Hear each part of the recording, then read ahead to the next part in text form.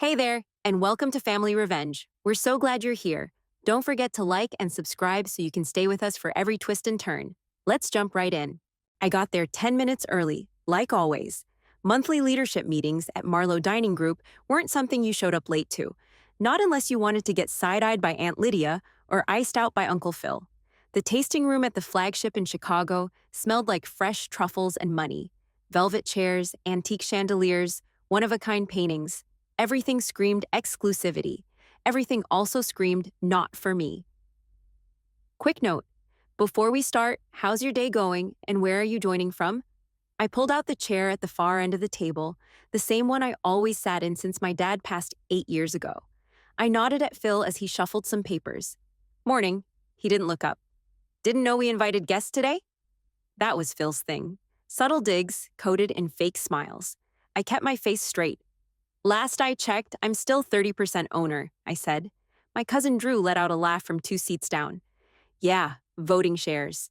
Doesn't mean you're part of operations. I ignored him. If this is a strategy meeting, I have every right to be here. Phil finally looked up. Strategy meetings are for decision makers. We're not discussing votes today. This is internal.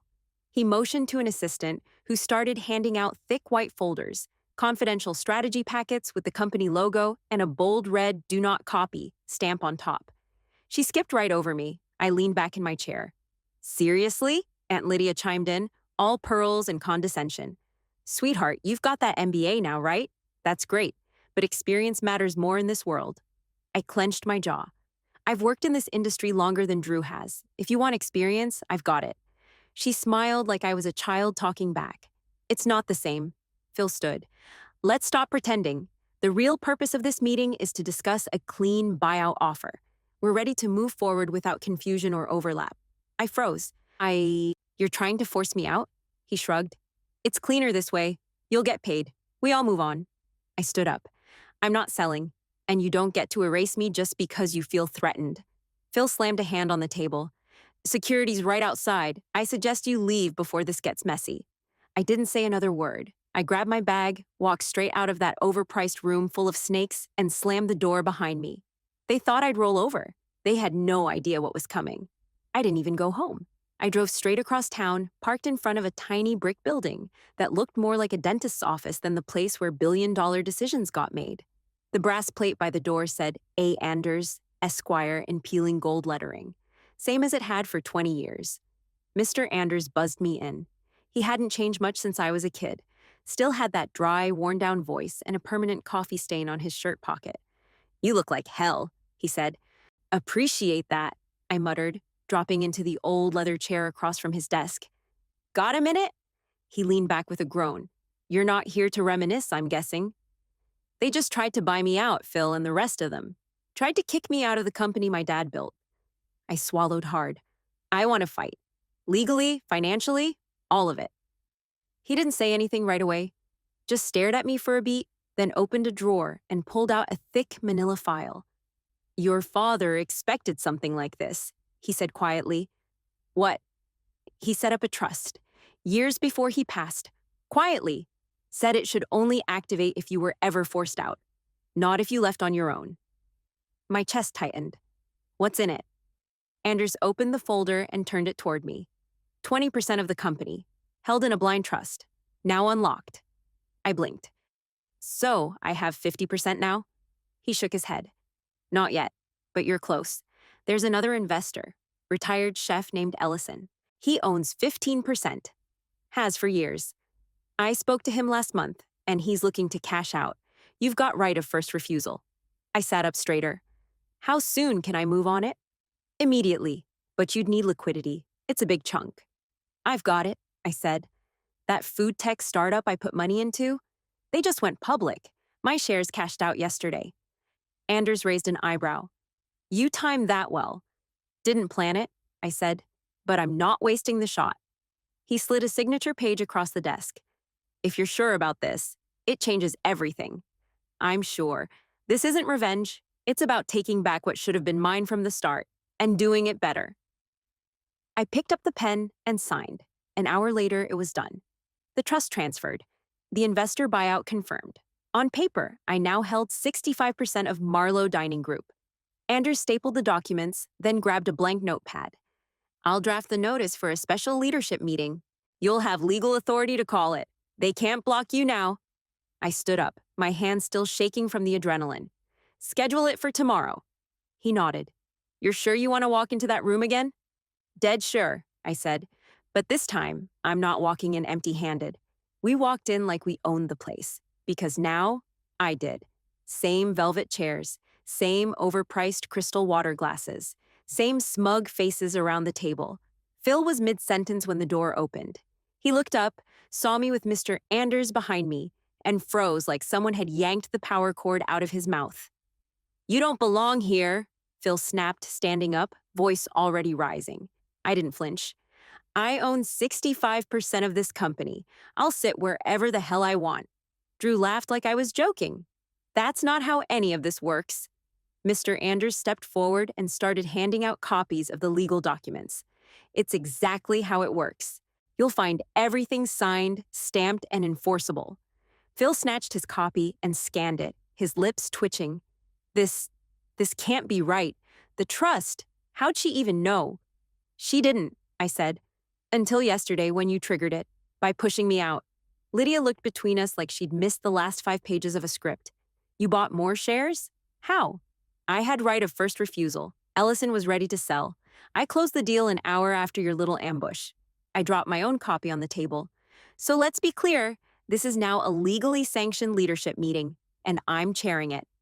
Phil sat down, but not like a man giving up. More like someone trying to hide how hard he'd just been hit. Drew narrowed his eyes.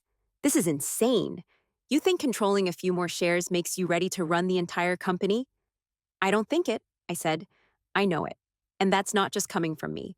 You'll find the signed approval from our corporate counsel in that folder, plus confirmation from the state registrar. Mr. Anders nodded. She is, as of this moment, the controlling majority shareholder with full executive rights. I didn't wait for permission. I walked down the length of the table and pulled out Phil's chair, the head seat, the same chair I was almost dragged out of yesterday. This time, no one said a word. I sat down, placed my notes in front of me, and looked each of them dead in the eye. This company is changing, starting today. We're not coasting on Dad's name anymore. We're not cutting corners, running off tired menus, and pretending our staff are disposable. Lydia let out a sarcastic laugh. You think you're going to save this business with good intentions? No, I said. I'm going to save it with a plan, one built on accountability, innovation, and actual leadership. Nobody spoke. The power in the room had shifted, and they all felt it. Phil looked like he wanted to lunge across the table, but his hands stayed clenched in his lap. Mr. Anders stepped back, letting me take full control of the room. It felt like the first real breath I'd taken in years. I leaned forward. This meeting's not over. It's just beginning. I opened the leather binder in front of me and slid out the first folder. It was thick, color-coded, labeled by department, and completely unlike anything they'd ever put together. This is the new direction, I said, handing out copies. 2-year plan, complete financial breakdown, customer surveys, competitive analysis, and a strategy roadmap. Drew barely looked at his. Phil didn't touch his at all. But Marcia, our CFO, opened hers and started flipping through immediately. I kept going. We're shifting priorities. First, employee treatment. We're overhauling schedules, raising base pay, and building in real promotion tracks. Turnover's killing us. Phil rolled his eyes. I ignored him. Second, we're modernizing the menu. Fresh concepts, regional test kitchens, less waste, more quality. No more safe dishes from 2004. Lydia scoffed. And you think you know how to do that? You've never run a line in your life. I looked her dead in the eye. No, but I've spent the last 2 years working in every division undercover. Marketing, HR, kitchen ops, vendor relations. I know exactly where we're bleeding money and where we're losing people. She opened her mouth, closed it, then crossed her arms. Third, I continued, we're switching to sustainable sourcing, where possible. Local farms, better logistics, less spoilage. Customers notice. We've got the data. Marcia nodded slightly. That was my cue to keep going. Lastly, we're overhauling the customer experience. Top to bottom, that means service training, feedback tracking, better tech, smarter reservation systems. Drew muttered, You're not flipping a food truck here. I didn't even glance at him. Speaking of roles, Drew, I'm asking you to stay on as a district manager. You know the layout, and I think you're capable of growing into it. But from now on, you report to our new regional ops lead. His face went pale. You're demoting me? I'm putting you where you can prove yourself. That's what this whole company needs right now. I turned to Lydia. I'm offering you early retirement, full pension, extended benefits, clean break. She pushed her chair back. You think you can just erase me? Number, I think you've been blocking change for years. I'm giving you the chance to step away with dignity. She didn't respond, just stood, grabbed her purse, and stormed out, slamming the glass door behind her. No one followed. I took a breath and looked at Marcia. I want you more involved. I'm offering you full financial oversight and a seat at the strategic table. She raised her eyebrows. With actual authority? Full authority. If this company's going to work, it needs real checks and balances, not just the same last names in charge. Marcia smiled for the first time that morning. Then, I'm in. The room was quieter now. Phil stared down at the table. Drew didn't say another word. I closed my binder. We're not just surviving anymore. We're rebuilding, from the inside out. And this time, we're doing it with purpose. Phil slammed his fist on the table so hard the water glasses shook. This is a goddamn circus, he barked. You walk in here, toss out half-baked ideas, and expect us to just hand you the reins? I didn't blink. Number, I expected you to read the documents Mr. Anders gave you. That's how ownership works. You're arrogant, inexperienced. You think running a spreadsheet makes you a leader? I think decades of coasting under your leadership is how we ended up with declining profits and lawsuits from former staff. He pointed across the table. This isn't how your father built this company. You're right, I said. But he also didn't build it so you could run it into the ground. He turned to the others like they were going to back him up. She's throwing out family for a corporate fantasy. You really gonna stand by while she burns everything down? Silence. Marcia cleared her throat. I've reviewed her plan. Financially, it's sound. We've needed a shift for a long time. She's got the numbers to back it. Phil looked to Drew, but he just stared at the table like it might swallow him up. He looked more like a stunned intern than the heir he always thought he was. I stood up slowly, let the weight of the room settle. Phil, I'm giving you one choice. Stay on as a senior advisor, reporting directly to me, or step down entirely, but you don't get to run the show anymore. He stood up too, chest puffed, fists clenched, but something in him broke right then. His mouth opened, then shut. His shoulders dropped. Without a word, he turned and walked out. No yelling, no threats. Just gone. The tension stayed behind, thick as grease smoke. I looked around the table. This isn't personal. It's professional. I'm not here to settle scores. I'm here to fix what's broken. No one spoke. I ended the meeting there, told them to review the plan in full before our next session. One by one, they got up and left. Only Drew stayed behind. He walked over, jaw tight. You really think this makes you better than us? No, I said. But it makes me better for the company than you were. His face twisted. You betrayed your own family. I stepped closer. You all sat there and tried to erase me. Don't cry foul just because I played the game better. He didn't respond, just shook his head and walked out like Phil did. By the time the room cleared, the adrenaline had worn off and the weight hit me like a brick wall. I went upstairs, through the back hall, and into the old corner office that used to be my dad's. They hadn't changed a damn thing. I shut the door and sat at the desk. It was mine now, all of it, and the silence finally felt earned. The next morning, I showed up 2 hours before open, tied my hair back, and got to work. We gutted the old leadership chart first. No more unclear chains of command, no more titles that meant nothing. I replaced assistant regional oversight leads and project liaisons with 3 clear tiers: district managers, department heads, and floor leaders. Everyone had a direct report. Everyone was accountable. Then we rewrote the employee handbook from scratch. Scheduling got smarter, less burnout, actual input from staff, guaranteed weekends off every 5th rotation. Bonuses were tied to real metrics, not just manager favorites. We started building career paths, training programs, promotion tracks, mentorship pairs. I wanted dishwashers to believe they could become general managers if they wanted it. By week 2, I started pulling department heads in one by one. We met in the tasting room, no titles, no hierarchy. Just me and them. I asked what wasn't working, and I listened. Some were honest, some weren't. A few just smiled, nodded, and walked out the same as they walked in. I flagged those names. Resistance showed up fast. A couple of old guard managers didn't bother hiding it. One of them, Carl, head of purchasing, said straight to my face, "This isn't what your father would have wanted." "No," I told him, "but my father's gone, and what he wanted was a company that kept evolving." He refused to implement vendor changes, so I fired him. Same with Denise, our longest-running training manager. She rolled her eyes during a leadership session, wouldn't update any of the materials, kept quoting Phil like he was gospel. Gone. That sent a message. And morale went up.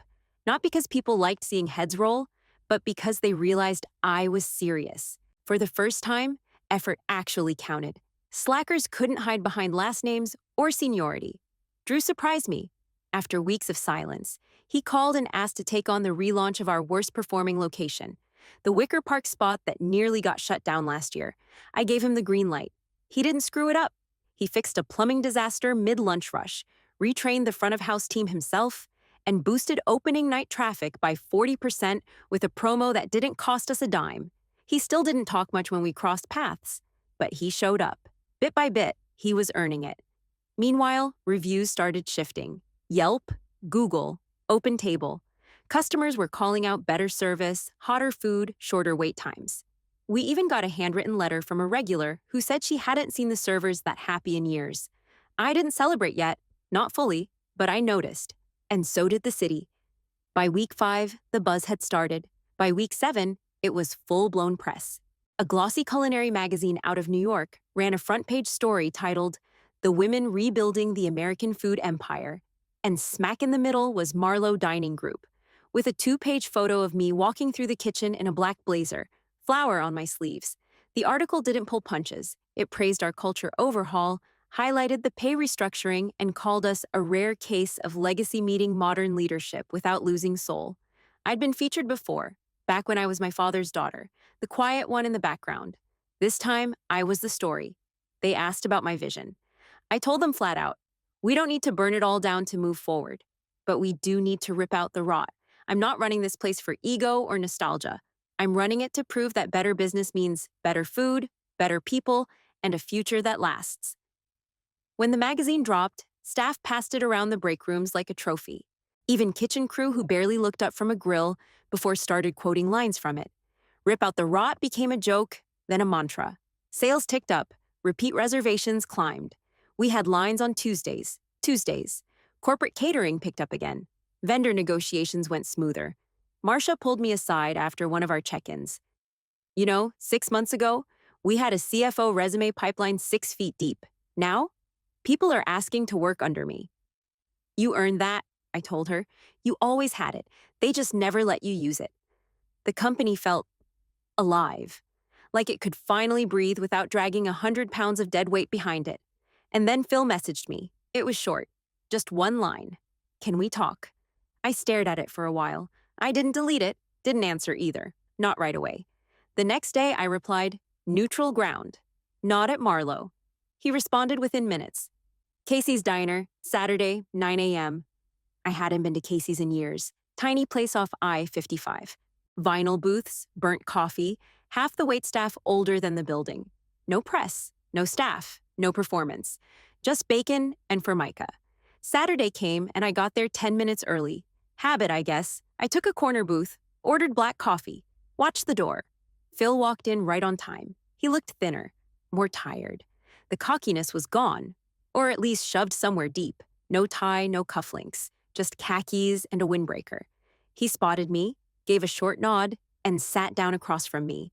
Neither of us said anything for a second, just the clink of plates and someone's kid yelling in the back. Then he finally said, "You did it." Phil sat across from me, eyes bloodshot and hands wrapped around a chipped ceramic mug like he needed the heat to stay grounded. "You did it," he repeated, quieter this time. "I didn't think you could." I didn't respond, just waited. He let out a long breath. "I owe you an apology, not just for what happened in that meeting, for a lot more. Years of pushing you to the side, years of thinking you weren't ready, or worse, that you'd never be." I didn't look away. "You didn't just push me to the side, Phil. You built an entire system to keep me there. I know, he said, and I was wrong. I studied him. He looked thinner, yeah, but it wasn't just weight. It was like something behind his eyes had gone quiet. That sharp, smug energy he used to carry, it was gone. My brother would have been proud of you, he said, voice rough. You brought this company back from the edge. You gave it a future. For a second, I didn't know what to say. Hearing that from him hit me harder than I expected. He stirred his coffee, didn't drink it, just kept moving the spoon in circles. I let my ego get in the way, he said. For a long time, I thought holding on to control meant honoring your dad. Turns out I was just afraid of letting go. The waitress dropped off a plate of eggs I didn't remember ordering. Neither of us touched the food. I still care about the company, Phil added. Still care about the people in it. I know I screwed up, but if there's a place for me, maybe as a consultant, I'd like to help. I sat back. 6 months ago, I would have laughed in his face, maybe even kicked him out of the booth. But now I saw the value in having someone who knew the bones of the business. If he could leave his pride at the door. Maybe, I said, but if we do this, it's under my leadership. You answer to me. You follow my strategy. No more back channels, no more manipulation, clear boundaries. He nodded without hesitation. Understood. I looked him over again. This man who used to throw his weight around like he was untouchable. Let me think about it, I said. You'll hear from me. Phil reached into his jacket, pulled out a crumpled copy of the magazine article, and set it on the table between us. I read it twice, he said. Made me realize how far behind I've fallen. And how far ahead you've come. He stood slowly. Whatever you decide. Thanks for meeting me. He left the diner without looking back. I stayed in that booth, hands still around the coffee mug, heat long gone. But something else settling in. Something like closure. A year later, I was back in that same tasting room. Only now it looked nothing like the space I'd been thrown out of. Dark velvet chairs were gone, replaced by warm oak benches and big open windows. The private bar had been converted into a collaborative space where chefs and managers could meet, pitch ideas, argue, build. It wasn't just a tasting room anymore. It was our company, HQ. We'd just wrapped another quarterly review. Numbers were up. Customer satisfaction scores had hit a record high. Someone popped open a bottle of champagne before I could stop them. And honestly, I didn't want to. Drew raised his glass across the room. To not screwing it up, he said, grinning. His division had turned 3 underperforming locations around in less than 9 months. His managers respected him now. So did I. Marcia, sharp as ever, had rolled out a cost-cutting strategy that saved us close to $8 million. Without touching a single salary, she leaned over and showed me a new revenue model she'd been testing. More money, less waste, she said. Told you. The framed magazine article hung on the wall behind me. I hadn't picked the photo. Someone else had, but I didn't hate it anymore. It looked like someone who had survived the fire and walked back out holding the blueprints. A new intern hovered near the coffee station, wide-eyed and quiet until she finally walked up to me. Couldn't have been more than 19. Can I ask something? She said. I nodded. What was it like? Getting forced out and then coming back like this? I smiled. Not the polite kind, the real kind. Sometimes, I said, they have to kick you out before you realize you can kick the damn door down. She laughed, a little stunned, then walked off shaking her head like she'd heard something out of a movie. My phone buzzed in my jacket. I pulled it out and saw Phil's name. Thanks for giving me a second chance. The new place looks incredible. I tapped out a quick reply. Come by next week. We're testing a new tasting menu. You'll want to be here. I closed my laptop, stood up, and stepped through the open doorway into the kitchen. The hum of pans, the sound of prep knives on cutting boards, the smell of garlic and butter. It hit me all at once. I walked station to station, greeting each staff member by name. Not as a formality, as a leader who finally knew exactly what kind of place she'd built. This place was mine now. And for the first time, it actually felt like home.